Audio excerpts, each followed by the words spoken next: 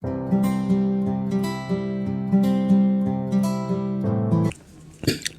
to AETCM, the Emergency Medicine channel. Myself, Dr. Naveen Mohan, HOD of Emergency Medicine at AIMS Kochi. And please introduce yourself. So, my name is Jaren Anthony. Myself, Naveen Gamini. Myself, Evin Shaji John. I am ERPG1. I am Dr. Cecil. Dr. Shreya.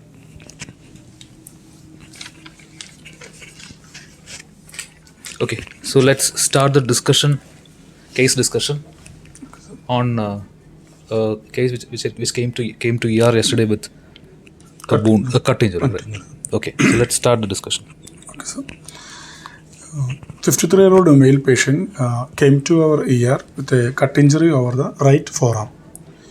On initial 10-second assessment, patient was conscious and oriented. On primary survey, airway was patent. There is no pooling of secretions. On breathing part, respiratory rate is 24 per minute. Saturation, 96% saturation room air. Air entry, bilaterally equal. Circulation part, BP is 140/70 mm mercury. Heart rate is 86 per minute. All peripheral pulsation are palpable. Radial pulsation and palpable on right forearm.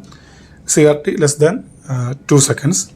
Disability wise, GCS is 15/15. Pupils bilaterally equally reactive. Exposure temperature was normal. GRBS is 180 mg/dL. On pain score assessment. So basically, this is a trauma case. So any trauma case, the first thing is we'll have to see whether it is somebody told it's a case of cut injury. So we don't know whether it is the cut has caused an arterial damage or anything, because the thing is it doesn't go in ABCDE way. First of all, you'll have to address that catastrophic hemorrhage. So C, A, B, C, D, E. Okay. So this patient has got an injury. So in initial assessment itself, you should know whether there is a catastrophic hemorrhage that is going on. If there is a hemorrhage, then you will have to tie with a tourniquet at that point itself. Because if you straight away go to A and assess the airway, then B, C, D, you will come to know about the bleeding issue in C only. By that time, considerable amount of blood would have been already lost. Okay. So first of all, you address the C part here, because it's a case of trauma. Make sure there is no catastrophic hemorrhage. And then you can go ahead, use that normal airway with C-spine, breathing and ventilation, circulation and hemorrhage control, disability and exposure, prevention of hypothermia. Okay. So you can go in a step-by-step way. What you did at that point, the patient came to ER, patient was taken to the red area probably, the trauma case. You don't know whether it's stable or unstable. And was there a catastrophic hemorrhage? Yes, sir, already patient was tonic was taken from outside also. Okay, so it's already done. On presentation, you didn't see any catastrophic hemorrhage. No active bleeding at No active bleeding. As of now, it's already tied. Okay, then you are can go ahead with the normal pattern. Okay. So the airway? Patient was talking. Yes, sir. So airway is patent, no pooling of secretions, nothing was there. Then C-spine? No, the patient walked to ER. Patient came walking. Patient came walking. So there is no reason why you should place a C-collar. If it was a RTA in which you didn't know, or the patient was unconscious, or you didn't know, it was brought in if it was a polytrauma, you would have straight away taken him and applied the C-collar. But this particular case came walking. You're not suspecting any cervical C-spine injury or anything. Okay. And this C-spine tenderness was also not there. Okay, so that is clear. Then B. Breathing was due to pain. Patient some grossly. You should look at RR and SpO2. If the RR, what was the RR? 24. 24. And slightly. Severe pain is there. So one possibility for increased respiratory rate is one pain. The other possibility is because of blood loss. If it was a hemorrhagic shock or something, Because that you will get to know only when you reach C. Okay. In this case, RR was 24, saturation was 96 96. on room air. Okay. So in B, you have got a problem. So you should address the problem in B right now. So what are you supposed to do then? Go systematically. Expose the chest. Connect all monitors. Look at the neck. See for the trachea. Is the trachea deviated? Are there any dilated neck veins? Okay. So what is the importance of looking at the neck? Any Like injuries? if I'm telling it's trachea is deviated to the right side, what does it mean? Trachea is deviated to the right side. Patient is breathless. Patient is breathless. Suppose the saturation was 80, RR was 24 or 20, 30 to 26. Tension pneumothorax. Yeah, pneumothorax is one possibility. Okay, then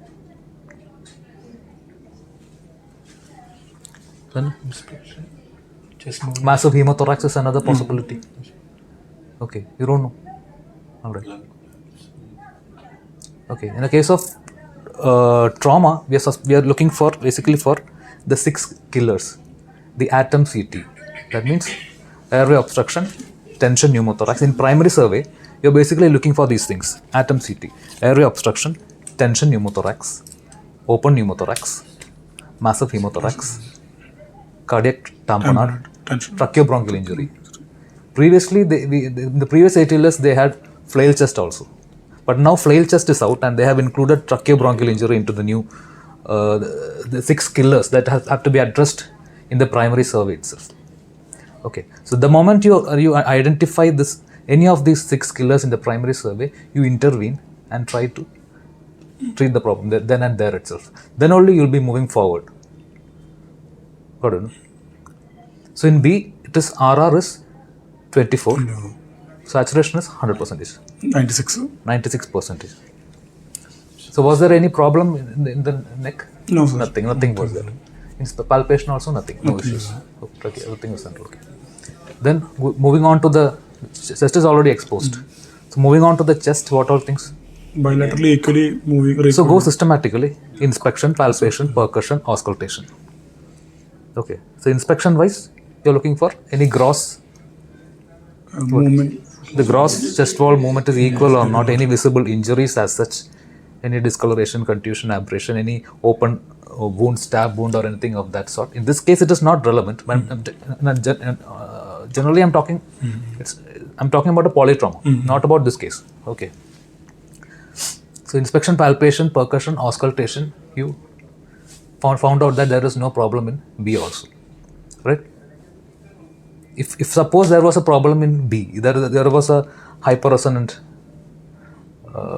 note on the left side, okay, and trachea was deviated to the right side with dilated neck veins. What is the Suspect pneumothorax. We suspect any yeah? You'll be suspecting a pneumothorax. pneumothorax, okay, and then there itself you will be placing a ICD. Okay. All right. Definitive care of this thing is pneumothorax is ICD placement. And once you do a procedure, you should confirm the success of the procedure. Once you place a tube inside the chest, confirm whether there is a proper column movement is there or not. So whenever you do a problem, if there is a problem in A and you intubate the patient, and you do ambu bagging, and confirm the tube is inside and air entry is equal. So always whenever you do a procedure in a trauma, in an ATLS survey, always assess the success of the procedure as such. Then only you can move forward. You can't simply because of airway is compromised, you can't simply place a tube inside and then leave it like that. Move to B. Make sure you do ambu bagging, connect to appropriate ETCO to make sure it is inside. Okay. Make sure that A part is completely taken care of and then you move to B. Once you encounter a problem in B, some problem is there, some tension pneumothorax or even massive hemothorax is there. You place an ICD and assess the success of the ICD. Make sure the column is moving. Okay. And then once B, everything is airway is okay, like air entry is bilaterally equal, everything is fine, then you move to C. Okay, so in this case, B was also fine, right? Then you move to C. This being a wound, you're talking about a wound on the forearm, right? Forearm. Like flexor aspect or extensor? Flexor aspect. Flexor aspect, then this part, okay. Middle one, third one. Middle 1/3, okay. So we have in the forearm, we have got either the radial artery or the ulnar artery here. So compromise somewhere, mostly bleeding happens if this part is cut. Okay. So there is a active bleeding from the radial or ulnar artery. You expect some problem in this C, the circulation part. Okay. So what is the heart rate, BP, CRT? BP is 140/70, heart rate is 86, CRT is less than 2 seconds. Okay. So grossly, when you look at it, there is no problem in circulation. Right? Yes. Okay. What about the heart sounds? Was it muffled heart sounds? Normal as soon as 2 is heard. Because because I'm talking about the cardiac tamponade. That part has to be addressed in circulation C. Okay. So grossly C is fine. Any in the abdomen, any tenderness, guarding, rigidity? No, sir. Okay. So the abdomen also you're not suspecting any bleeding. Any suspected any pelvic fracture or any long bone fracture? Any blood on the floor? Anything? Nothing is it? Okay. So grossly you're not suspecting any problem in C. Anyway, at that point of time you will have to place a IV cannula. A large bore IV cannula, draw blood samples for the hematology, biochemistry, blood culture, blood gases, all these things you'll have to take blood samples, ABG also. Okay. Because we want to know whether he has lost some blood or not, because we are expecting some fall in hemoglobin. Right? Because he has lost some blood, probably. Already. And if there is some loss of blood, normally in the ABG we will expect a lactic acidosis also. Lactate more than 2. Blood loss will cause a lactic acidosis. Okay. If at all there was a problem in C, there was a hypotension, what would you do at that point? IV fluid. Control the source of the bleeding, because that is already done. That is already tourniquet is already applied. Second thing would be bolusing the IV fluids. blood. No, we are not supposed to. We are not. Yeah, that is there. Hypotension. What are the 4 clauses? There are 4 clauses of hemorrhagic shock. 1, 2, 3, 4. Yeah. Huh? Initially there is normal BP. Initially normal BP and normal heart rate. Second would be a heart rate of higher range, but BP still controlled. Third would be the increased. You can just give the mic to him. Yeah. Initially, we would be having normal heart rate and the BP. In the second class, increased heart rate and widened pulse pressure would be there. In third class, third class hypotension. If there is hypotension, Third is we should hypotension. think about class 3. Class 3. Class 3. Class 3 hypotension would be Okay. there. So this one, I've told suppose it's 60/40 BP. Minimum it is class 3 or 4 it would be Yeah, there. minimum should be class 3, then class. Okay. So what would you do at that point of time? Will you give fluids crystalloids, normal saline, or? We should actually ideally start with blood products. But till the blood products come, we can bolus. Ideally, crystalloids will actually worsen the bleeding. Because coagulative it will be actually worsen the bleeding. So better would be you transfuse O negative blood. Because if all other things are corrected, provided all other active sources of blood things corrected, you can give for the time being, you can give O negative blood. 2 units. 2 units of O negative blood is the first option. Okay. And afterwards? Anyway, you have sent the blood samples for blood grouping cross matching. By this time, if at all you know the blood group and all, you can transfuse cross matched blood. 4 units of cross matched blood. Right? Still the BP is not improving. What will you do? Then you have got the primary pack. primary pack. Primary pack. 5:4:1:2. Okay. PRBC is to FFP is to platelet. Okay. So then you have got the secondary pack. So O negative blood followed by Primary pack.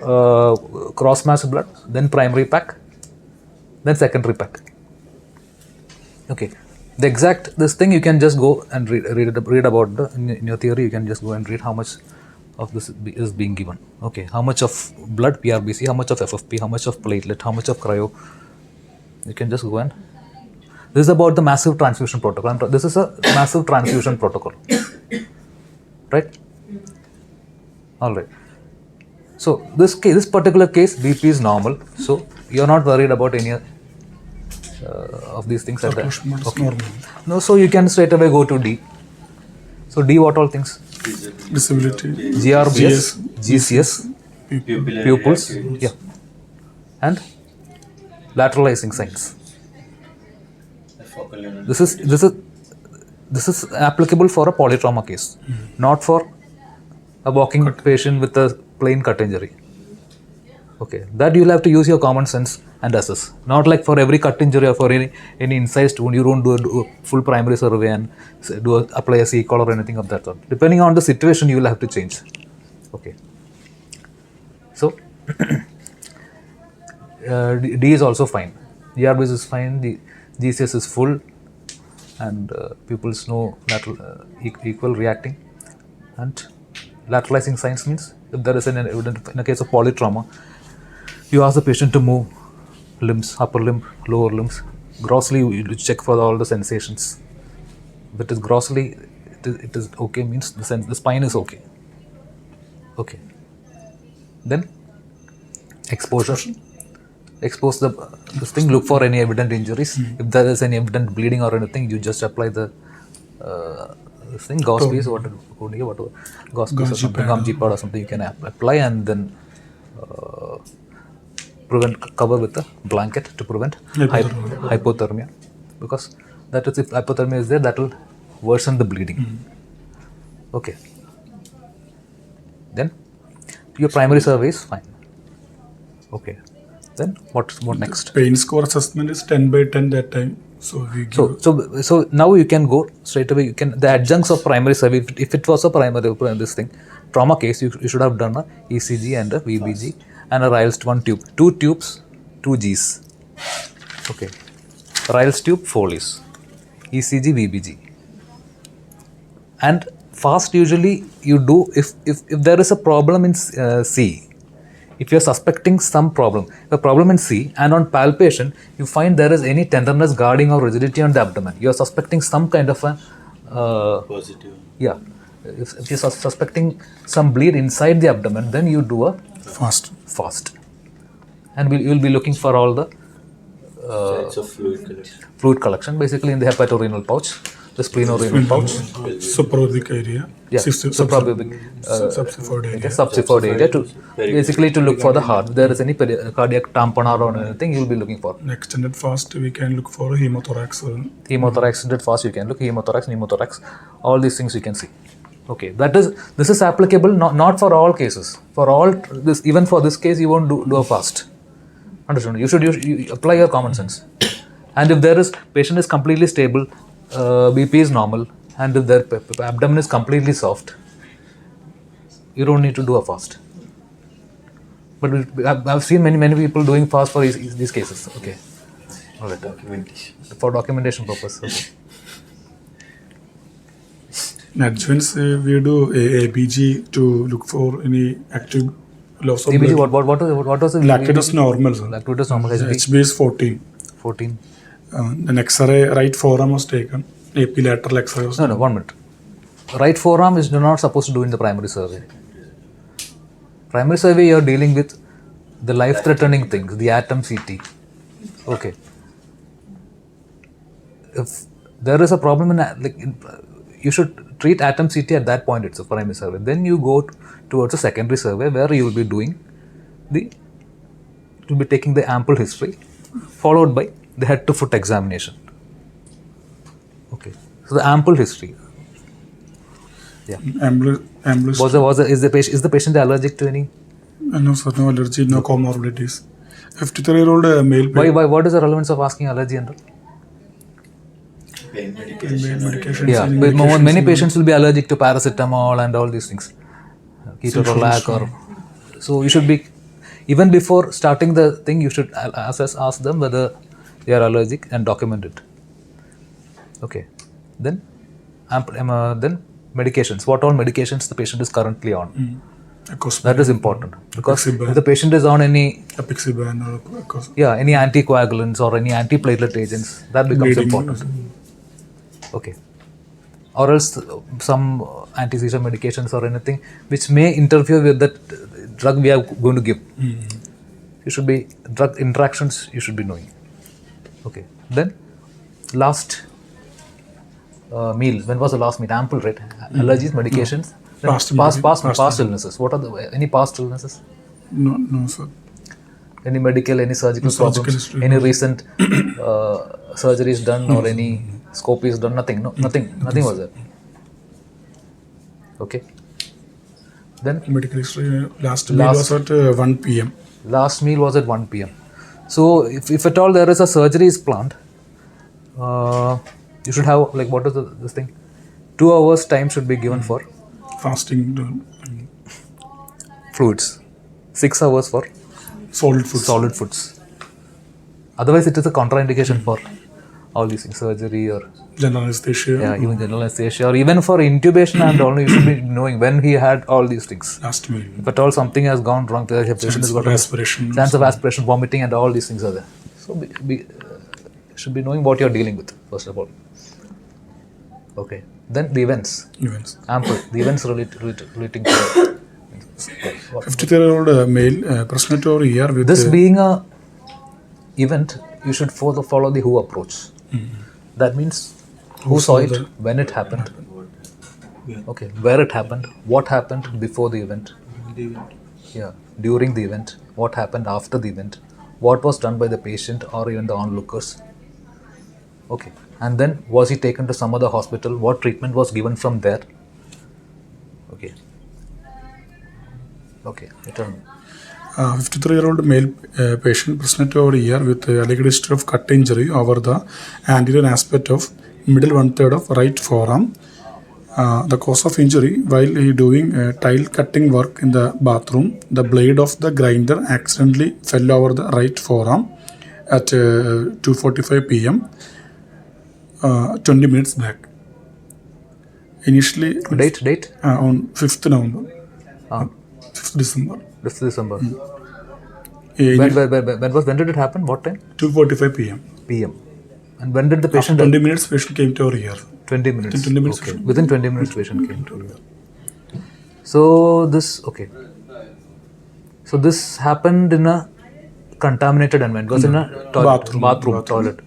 Okay, patient like new toilet or using. Okay. So it's a very highly contaminated, dirty environment, and he was doing some work there. So accidentally that cutting machine, blade of the grinder accidentally fell over his right forearm. Okay. So what was done at that point? What did he do? He's cutting the tile for joining some joint. So no. What did he do for this wound? Initially, there is active bleeding. Then patient covered it with his cloth to control the bleeding. It's his own cloth. His own cloth. Okay. So it will be contaminated. No washing was done. No washing was done. What about the onlookers? What did they do something? No, they do nothing. They immediately came to our ears. Something with this shirt. Lungi.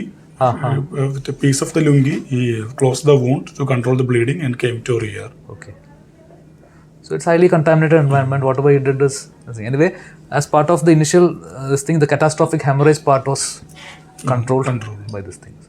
Okay. While on reaching on ear, there is no active bleeding. Is there? Initially, so he was brought in a own vehicle.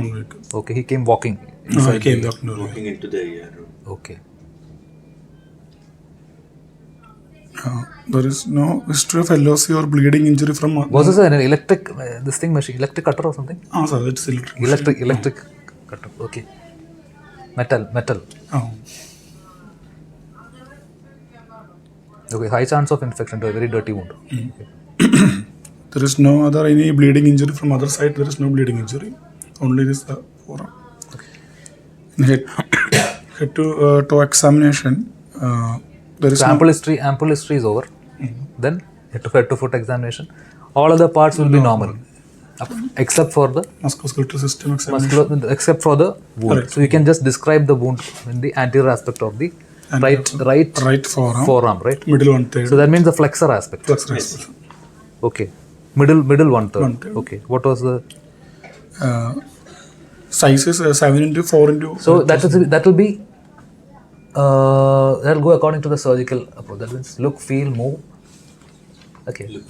Inspection wise, you should ask the patient to expose both arms up till the elbows. Okay. Then inspection wise, what are you looking for? Size. Okay. So grossly, you will be any trauma case in secondary survey. You will be following that DCAP BTLS approach. That means discoloration. Was there any discoloration, deformity, contusion, abrasion, puncture, penetration, bleeding, tenderness, laceration, swelling, scar. Okay. Discoloration, deformity, contusion, abrasion, puncture, penetration, bleeding, tenderness, laceration, swelling, scar. These are the things which you are basically looking for. Okay. Discoloration. No discoloration. So, what was your inspection finding? And always you will be comparing with the normal limb. So you should ask the patient to show like this, the front aspect, then the posterior aspect, and then the elbows. Open the hand, show. Okay, all parts should be examined. Okay, that is about inspection. So what was describe the wound? Inspection wise, there is muscles and tendons are exposed with. So it's a lacerated wound. Lacerated wound shape. It's a lacerated wound. Triangular shape. Lacerated wound on the subcutaneous flap is there. Subcutaneous flap. Okay. 7x4x2 centimeter. 7 into length. 7 into width 4 centimeter. into 2 depth. Okay. The triangular with a flap of subcutaneous tissue. Okay. Flap of subcutaneous tissue. The muscles and tendons are exposed. Muscles and tendons are exposed in the wound. Okay. So what are the muscles you expect here? Injuries in this aspect? Flexor compartment. The flexor compartment muscles you are expecting. So what are the flexor compartment muscles? First, starting from the medial to lateral. That's actually the origin is from the medial epicondyle. So what all things will be there? Flexor carpi radialis. Flexor carpi ulnaris. Flexor digitorum superficialis. Flexor digitorum superficialis. That is deeper, no? What arises from here? Superficial compartment, flexor digitorum superficialis. Okay, tell me, yeah. Flexor carpi ulnaris, flexor digitorum superficialis, palmaris longus. Yeah. With flexor and lateral side, flexor carpi radialis is there. Pronator teres is there. Okay. Profundus is there. Profundus is the second compartment of the flexor digitorum profundus. So all the flexor muscles. Pronator teres, pronator quadratus. Pronator quadratus. So you are expecting some problem in the flexor compartment muscles, and also injury either to the ulnar artery or the radial artery, or even and also the nerves. So what are the nerves in the? We are basically concerned in the anterior aspect, in the flexor part. Ulnar nerve and median nerve is supplying the flexor. Ulnar nerve and median nerve are our main concern, and posteriorly it is the radial nerve. that is not a concern here. And usually all these nerve injuries usually happen if the injury is either in the elbow or in the wrist. Here generally it doesn't happen. Okay. Normally this is very prone to injuries. Wrist, or that is what you usually get in. It's very, very exposed. Okay. So what all muscles are supplied by the ulnar nerve? Ulnar nerve in flexor carpi ulnaris and the medial two muscles of the flexor digitorum profundus. Okay, flexor carpi ulnaris. Ulnar nerve supplies the flexor carpi ulnaris. The motor supply of the ulnar nerve. Motor supply. Okay, flexor carpi ulnaris and the medial half of the flexor digitorum Profundus. And then In hand, it will supply hypothenar muscles. yeah, in hand it will supply all the hypothenar muscles. Thenar muscle, four palmar introssei and Dorsal dorsal introssei. Yeah, all the introssei, all the introssei. lumbricals. Yeah, all the introssei, dorsal and palmar introssei, And medial two the medial lumbricals. two lumbricals. Okay, and In thenar side, Thenar there will be side, the opponents. adductor pulses. adductor pollicis, and abductor adductor pollicis. So that is why we do the Froment sign. performance. Sensor. Okay, that is about the ulnar nerve. And what about the sensory supply? What is the Medial one and a half. specifically you look for Me- sensation in here? Little finger and the Little finger, the hypothenar area and the little finger. Specifically for hypothenar and ulnar. the medial 1.5. Yes, medial one and a half is will be supplied by the ulnar This is nerve. all the palmar aspect. In the dorsal aspect, the last two. This is the palmar aspect. Okay. And dorsal aspect? Medial 2.5. Medial 2.5 in the dorsal aspect. Okay. All right.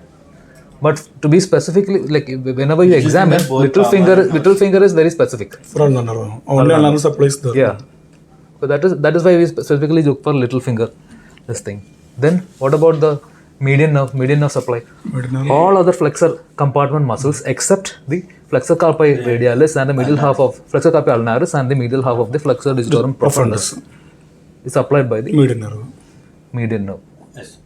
Posteriorly, everything is supplied by the Radial nerve. radial nerve. So that is why for radial nerve you do Extension. extension tests. You see for wrist extension and finger extension and things. So what about the medial? Medially, nerve supply Medial by nerve, sorry, medial nerve. Laterally 3.5 fingers supplied by the medial nerve. Yes. So this part will be this index finger is specific. Index finger is specific for Medial nerve. median nerve. Okay. And radial nerve will be checking for Web space sensation in the area. first web First space. So I am talking about all these things because the injury happened here. Yes. Got it? No? And all the muscles and nerves are indirectly, ultimately it will supply the distal.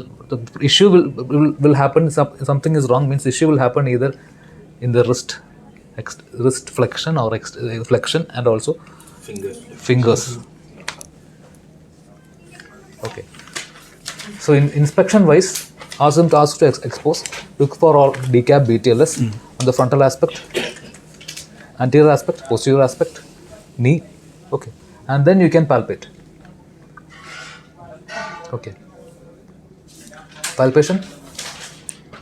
Palpation, you would be trying to examine if there is any loose tissue or any soiling. Yeah. Basically, you'll be looking for any local rise of temperature first of all. Looking for any local rise of temperature at every point. Fasciculation. Fasciculations and all, it's not relevant here. It's a neurological thing. Okay. Local rise of temperature, then tenderness. Crepitus. Okay. Crepitus. Because we also want to know whether there is any compartment syndrome, things like that. The 6 P's. Whether the 6 P's are there. What are they? Pain, pallor, paresthesia, pulselessness, paresthesia, and all these things are there or not. Because that will require immediate surgical intervention. Okay. Then inspection wise, you palpate it. So look, feel the entire what? Because injury happened here, we want to know whether there is any problem in the bone. Feel the entire bone from here till here, here till here, because the ulna and the radius completely. Okay. Then yeah, look, feel, then movement. Movement means active movement and passive movement. Movements, we are expecting some problem in the wrist. So ask him to do an active movement, active flexion, then extension. Okay. You can do like this. Okay. Then you can do a passive movement. Fingers also you can ask to do show like this. Ask him to play his fingers like this. Okay, all these movements, opponents, opposing movements, and all these things you can check one by one. You can check. Look, feel, move. Then moving includes passive. This is active movement. Then passive movement. Passive you can using your resting hand. You can simply try moving like this. You can simply see whether its movement is possible. Is there any pain? Okay, all right. Then Special tests. motor examination. Motor examination, you should assess the power of each muscle here. Against resistance, ask him to hold like this, and against resistance, you ask him to bend like this, flexion. Then extension. Each hand you will have to examine. Then here, ask him to flex like this. The finger flexion, finger extension. Then Adduction. abduction of the fingers, because all these things are done by the median and the ulnar nerves. So in that, you are checking whether the nerves are intact, whether the muscles are intact or not. Okay. Then flexor digitorum profundus. Profundus means profundus will be inserted to the distal interferential joint. distal IP joint. So you will have to hold it like this, and then ask to bend. The patient is able to bend. It means that the flexor digitorum profundus is working intact. Okay, what about superficialis? Superficialis will be inserted in the Proximal interferential. middle interphalangeal joint. So keep it like this. Hold it like this, and then ask to bend his finger one by one. One by one, you ask to bend. Okay, so that means flexor digitorum superficialis is intact. If there is any extension, if there is any problem in like any tendon rupture or anything of that sort is there, naturally in inspection itself you get to know. Hand will be like this. Some abnormality will be there in inspection itself. Okay. So in this case, you are not expecting such things because the wound is not that deep and it's not cause any. Only tendon is exposed. Tendon is not cut actually. Muscles are exposed. Tendon is not cut. Okay. Patient able to flex and extend. All movements are possible. So you did the complete examination. Everything is fine. So look, feel, moving, active movement, passive movement. Then motor examination. Sensory assessment also fine. Sensory. Ulnar. No neurovascular abnormality also is there. No neurovascular abnormality also there. Okay. So because this being a contaminated wound, so your assessment of musculoskeletal assessment is over. And if you want a median nerve, one special test you can do one median nerve. If you just tap here over the median nerve, if you get a numbness over the area of the median nerve, then what does it mean? What is the test called? Tetanus test. Tetanus test. Okay. Then what is the other test? Phalanx test. Phalanx test. What is it? Both. You hold it like this for 60 seconds, and if you get the same symptoms, then it's called positive phalanx test. Got it? Okay. Then, so your assessment part is fine. Benedict sign, special test. Yeah. Everything is fine. For the time being, you are suspecting it's a contaminated wound, so you would want to do an X-ray, right? At this point. Additional investigations require an X-ray to rule out fracture. Yeah, X-ray has to be done. Before that, you give a thorough irrigation. Thorough irrigation with saline. It's not the normal 500 NS, you just poke that is not enough. That it should be with a high pressure, this thing. It should create sufficient amount of pressure. Some 35 cc syringe you can take with some 19 gauge, 18 gauge or something you can take, and then forcefully you can apply this thing. What they say is minimal 100 ml of NS is needed to irrigate 1 centimeter square of wound. That is what they say.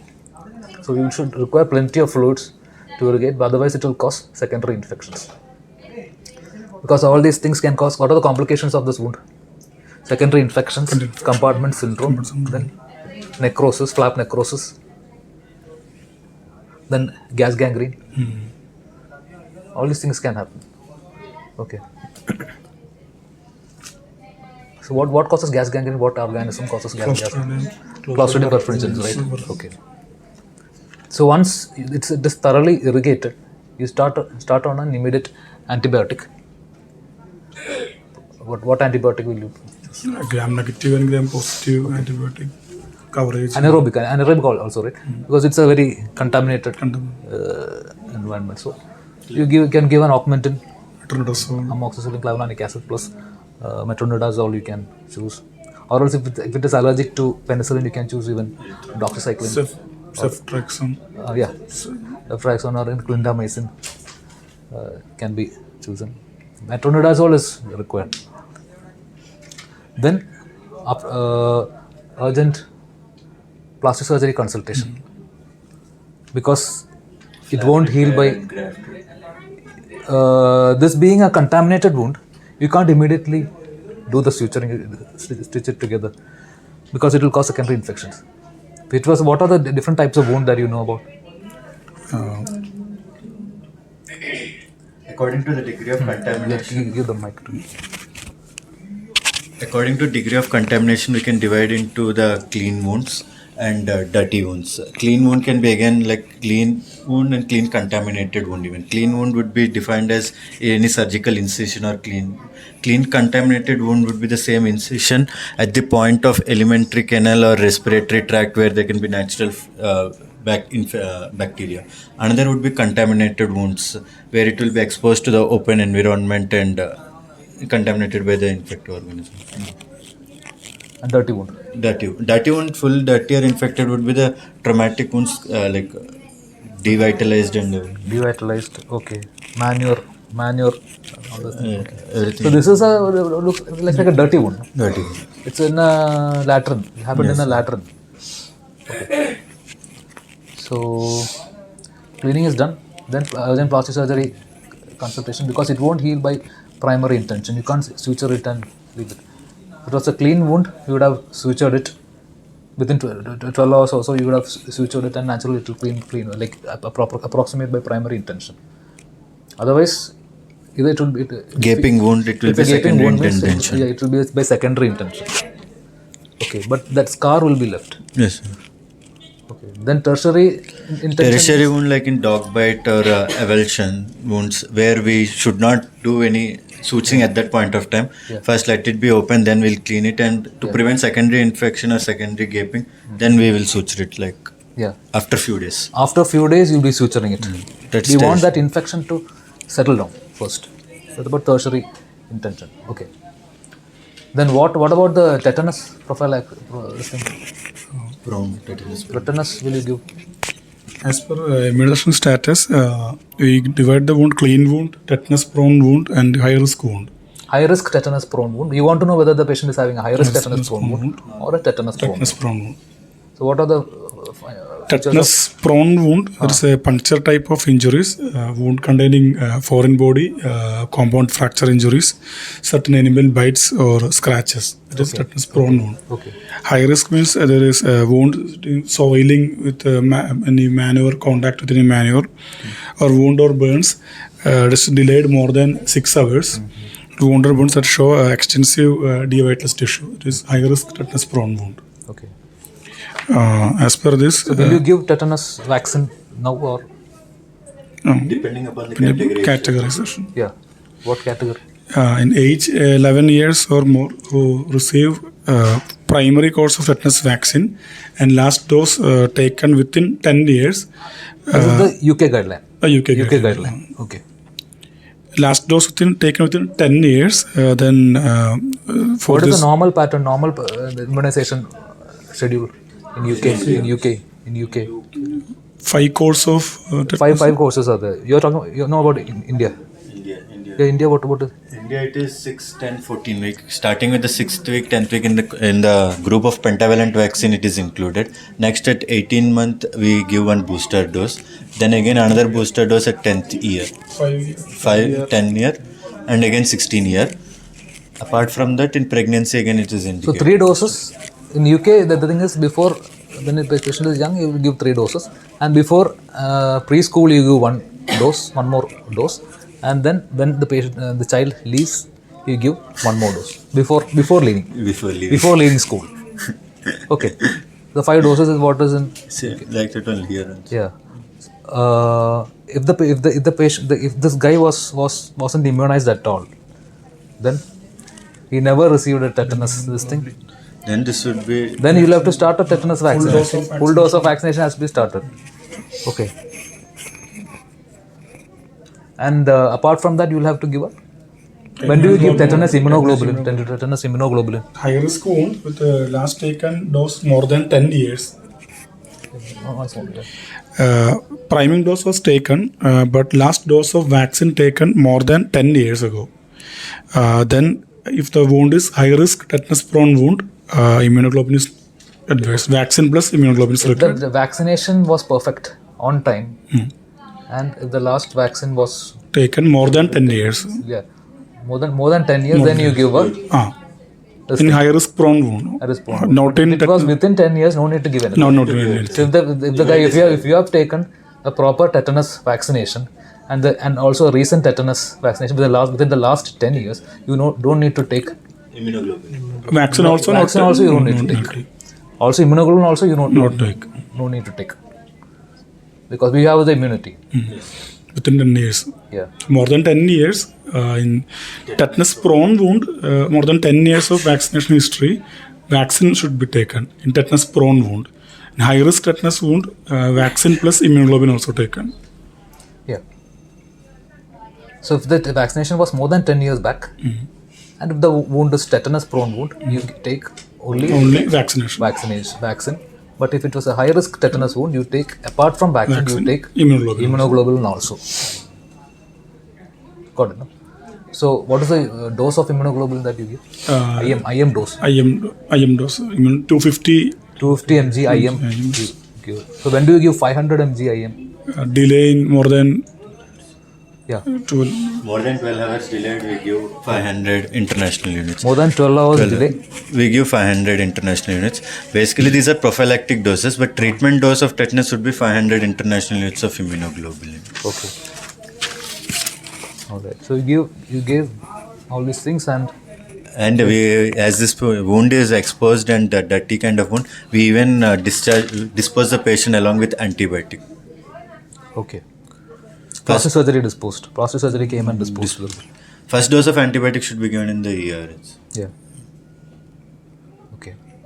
And so in category 3, for nothing vaccination, not on priming doses not taken patient, no vaccine taken patient came to ER with a clean wound. If in category 2, clean wound vaccine is not required.